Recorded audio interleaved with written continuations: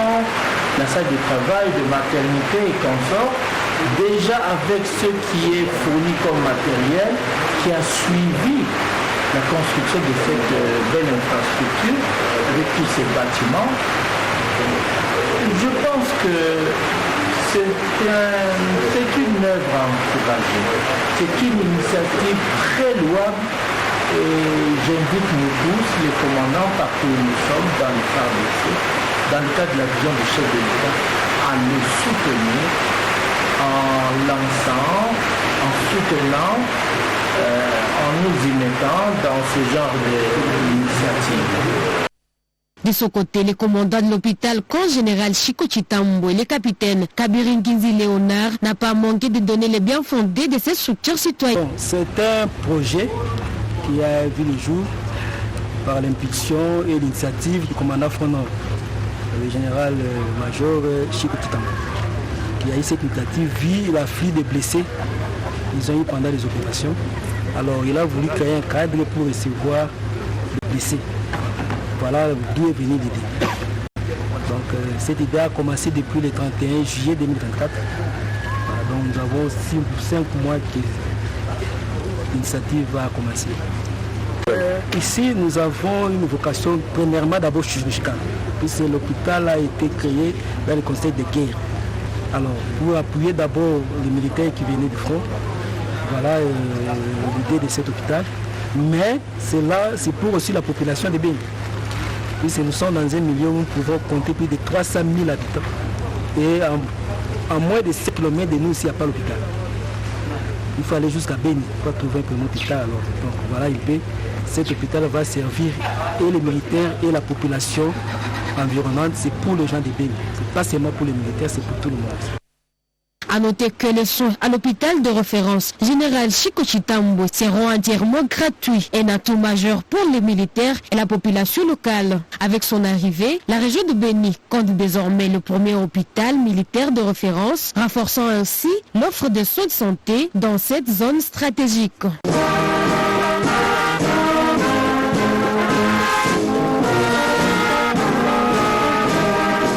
Le général-major Stazin Kizi Mumbuyu, commandant de la 14e région militaire et commandant de la force civile de l'Ouest de Kinshasa, a effectué le 17 décembre 2024 une visite de travail située sur la 7e rue Lumété, route de poids lourd. Il est allé rassurer les militaires habitant ces camps en rapport avec les menaces des déguerpissements dont ils font l'objet de la part de certains prétendants acquéreurs de ces sites militaires. Un briefing sur la situation lui a été présenté par les commandants colonel Bolola Issio Elvis. L'historique et la situation générale de ces camps ont été évoqués. Ensuite, le général Mbouyou a invité tous les officiers et cadres à la discipline et la loyauté envers les commandants suprêmes des FARDC. Il leur a demandé de ne pas céder aux menaces et aux provocations. Le camp Bia, a-t-il précisé, restera un camp militaire. Après la réunion, le général-major Stazin a fait la ronde du camp afin de palper du doigt les vécus du militaire et de leurs dépendants. Il s'est ensuite adressé aux épouses de militaires et des policiers venus nombreuses pour l'accueillir.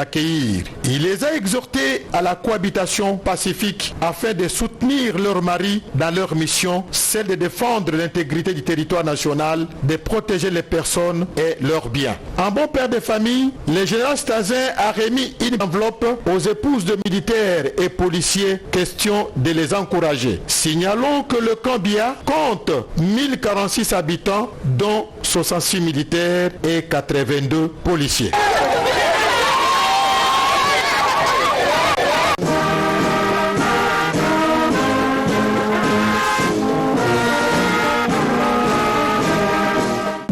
648 militaires blessés de guerre ont reçu le jeudi 19 décembre 2024 un appui en vivres et non-vivres offert par la Fondation Étienne Tshisekedi par l'entremise du service d'éducation civique, patriotique et action sociale (SECAS). La tribune du camp lieutenant-colonel Kokolo a servi de cadre à la cérémonie. Il s'agit de sacs,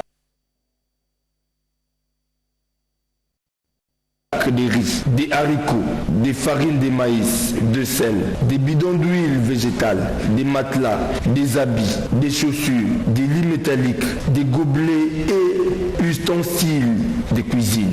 Dans son intervention, le général-major Bombelelou Camille, commandant du service d'éducation civique, patriotique et action sociale, a remercié le commandant suprême qui est membre de la dite fondation pour cet acte généreux envers le militaire blessé pendant la défense de la patrie. Aujourd'hui, ici, quand nous venons festoyer avec la fondation qui porte son nom. C'est pour cela que nous l'honorons tout cœur. Nous sommes contents que cette fondation-là soit sensiblement représentée. Alors, nous sommes aujourd'hui contents pour quelle raison? Parce que la fondation a pensé à nous. C'est cette fondation-là qui est dirigée par le PCA, sénateur Roger Tshisekedi qui organisé une offre de grande envergure pour les blessés de guerre. Aujourd'hui, il a commencé avec les blessés de guerre.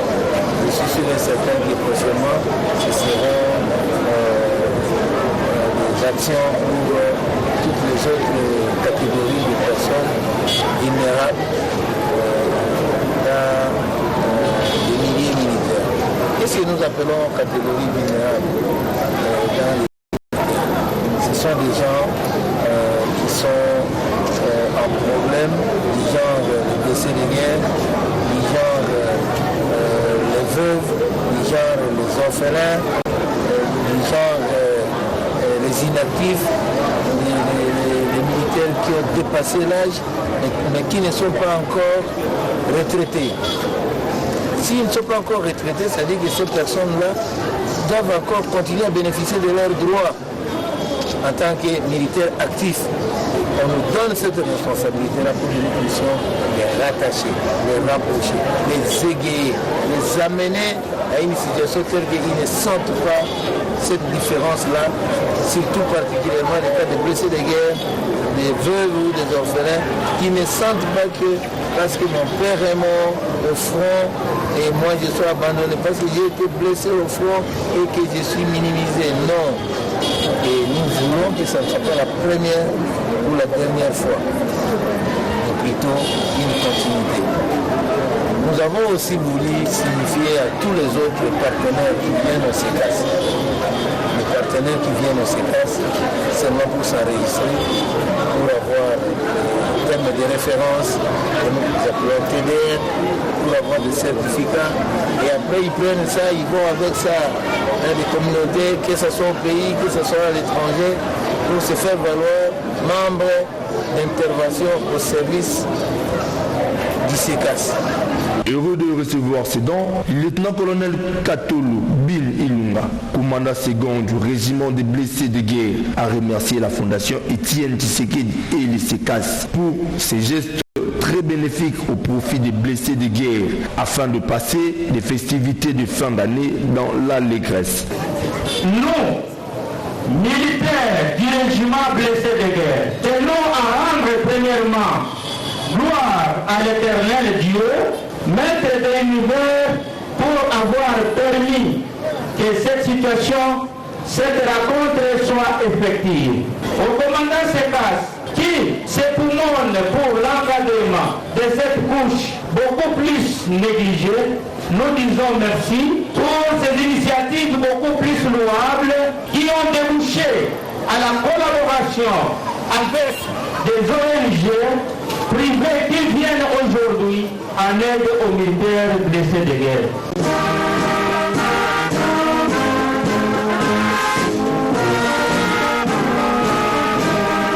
Lancement ce mercredi 25 décembre 2024 de la distribution des vivres militaires des forces armées de la République démocratique du Congo pour célébrer en beauté le festivité de Noël et des Nouvel An. Le premier site du lancement officiel de ces dons du chef de l'État, c'est le lieutenant-colonel Tchachi à Kinshasa. C'est par un geste significatif de la remise d'un sac de riz au colonel Mouigirwa Jean-Marie T4 de la garde républicaine par les généraux des brigades Mbayongo et Patrick, chef de département logistique de l'inspection générale des FARDC, que cette distribution a été déclarée lancée. Il qu'il s'agit des sacs des riz, cartons de poulet, le bidon d'huile et autres. À son tour, l'état-major de la garde républicaine a redistribué ses vivres dans ses sous-unités pour parvenir au dernier des militaires de la garde républicaine. Et cette activité s'est poursuivie ce mardi à l'état-major général des FARDC.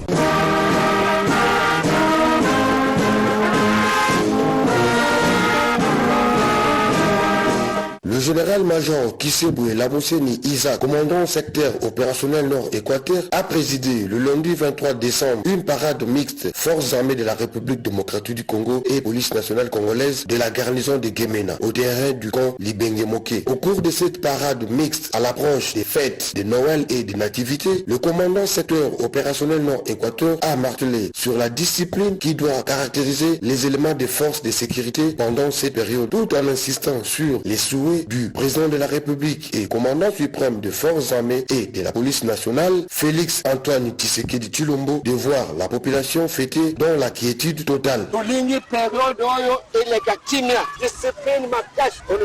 voir un militaire, un policier. Nous sommes des gars responsables. Nous sommes des soldats, nous sommes policiers, nous sommes responsables. Nous sommes policiers formés, nous avons une expérience à Moussala. La même chose, on a soldats formés, c'est-à-dire nous sommes des grands responsables. Pour battre la responsabilité Nabiso, pour respecter la dignité Nabiso. Alors, comme ça, on va travailler en commun et vers la police, les armées, pour battre la dignité Nabiso. À cette période, son excellence commandant suprême des forces armées de la République démocratique du Congo, Antoine Félix Tshilombo, Alingi Batunyo se bat fêter na Kimia. Alingi Kimia Makasi, Batuba Sepela. Alors, Alingi période, la population va fêter Ndenge Balingi. Tu peux trouver quelqu'un à Langui, pour la nini, Adana Essengu. La police ou l'armée, vous jouez citoyen, c'est un Congolais. Moké Koutika ye wapi nanda konaye. Et toi le commandant qui était ce jour-là, Okena Tongo, Papa Mwamba, Alandeni, Kimia. Ok. Parce qu'il se réjouit, c'est chez lui au Congo. Ils ont voté. Parce que Simanaye, c'est la police qui le sécurise. Simanaye, il y a la force armée qui la sécurise. Là, Moussa, on a dit ça, combattre la bango, na biloko na bango. C'est ça notre travail.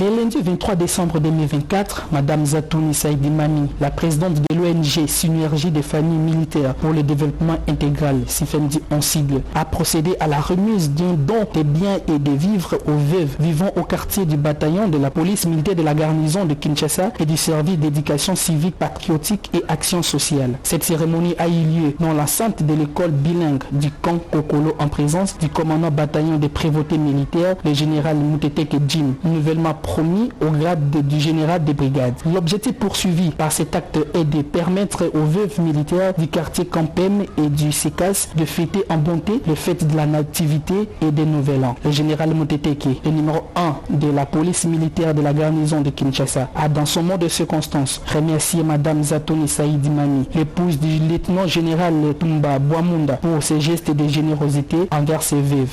Geste oyo de sécurité tabita. Ali facile de mutu akabola kuke na baoyo basi babungisa bapara de mibali. Vraiment la pesi merci parce que ngamo la za témoin ya mama mami makambo nyonso ya zo sala na ONG na ye. Vraiment esengeli ba soutenir pe makasi parce que oyo nyonso ezo sala mana na charge na ye moko. Mikolo ba fête oyo mutu nyonso zo raisonner comment est-ce que ko sortir ko sala geste aboye ezako nango mingi te mais eza mutema nde salaka. Pour sa part, Madame Niembo Amoussine Véronique, la présidente de veuve du quartier Campem, a exprimé sa satisfaction. Mon général, biso ba maman no ba veuve to pesi merci mingi. Na kaisi atale no ndenge oyaki to yambaki. Obateli biso malam. Na esika to kende ke na mabonde to sana kochona mabonde ti. To baka toujours bi papa ndenge ayaki awa nzambe sengela pambola ye. Pona ndenge avandi so na ba veuve malam mutungisi te. Ata problème ezali. Soki komi na maboko ya papa solution ezozwa atikalaki koyoka biyoka yoka te akangaki matoyo au moins ayoka amona mais tango toyokaki ke papa mati général tosepelaki tobaki biso baveve esenge toya kopesa yo merci na ndenge obateli biso na ndenge ozotika biso esika okende papa motema malamu wana ozala nango kaka nzambe kotombolo liboso. Rappelons que, dans le même ordre d'idées, la présidente de l'ONG Sifendi a organisé le samedi 21 décembre 2024 une soirée de mobilisation et de solidarité sous les thèmes Noël et bonne année et Longo Nafardessé au secrétariat général de la défense nationale.